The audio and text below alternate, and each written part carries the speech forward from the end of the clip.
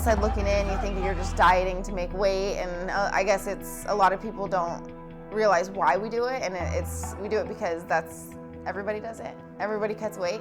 Nobody wants to be the smallest person in the cage. So if you just cut as much weight as you can, then you'll be the bigger fighter.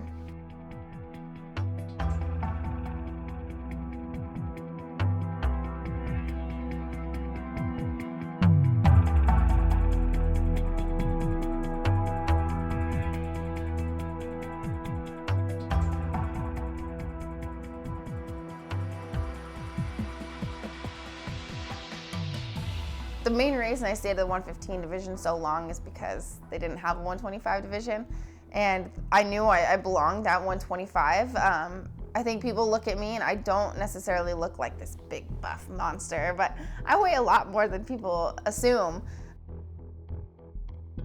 So leading up to the fight, I'm drinking like 2 gallons of water a day. This is, we're now 10 days out, I guess, from weigh-in. So I'm drinking up to 2 gallons of water a day.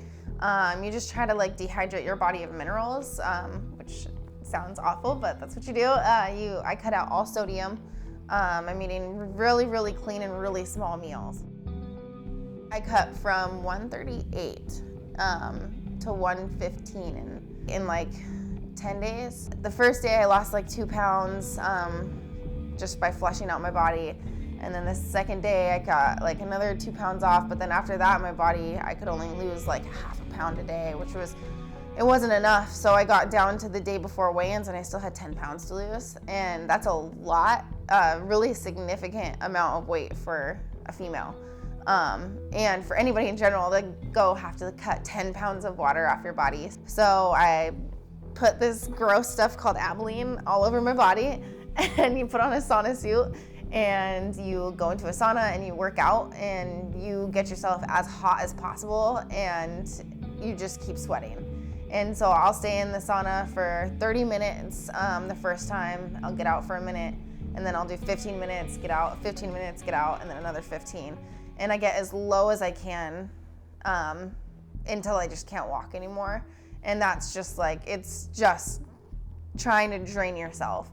And then the next day, I still had like 4.5 pounds to lose. So too exhausted to put the sauna suit on and get back into the sauna and work out.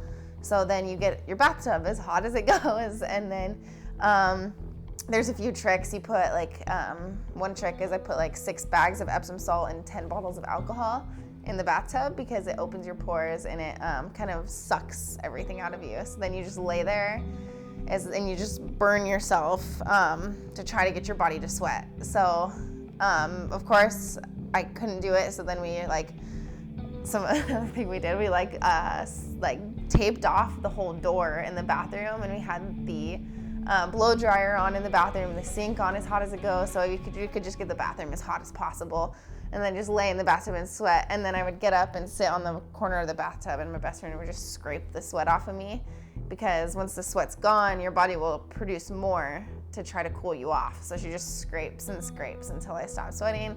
Then I get back in the bathtub, and it's just the whole process of just sweating as much as you can. And the only person I had in my hotel room with me helping me cut weight was my best friend, and she's not a fighter. She's not like an athlete. She's just there to be my support system. And she left the room because I was sitting in the bathtub trying to sweat.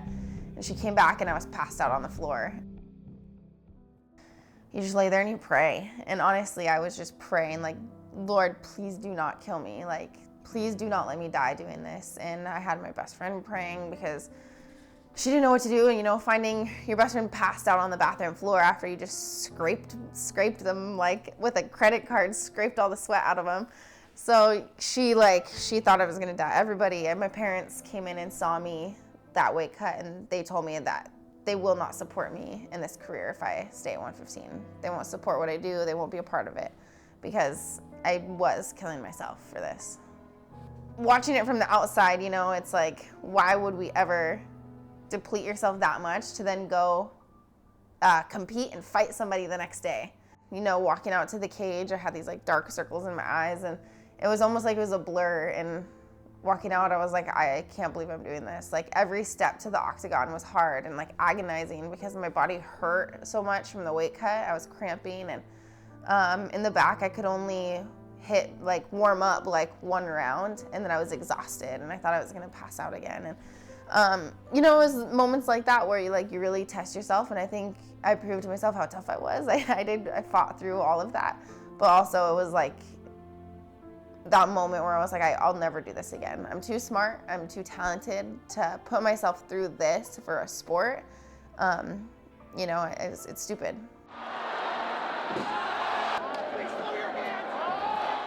So the UFC finally opened up the 125 division for women, which is huge because a lot of us females were either having to cut way too much weight to make 115, or we were fighting above our weight class at 135.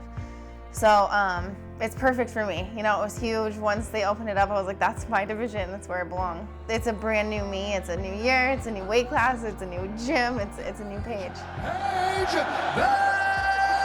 VanZant!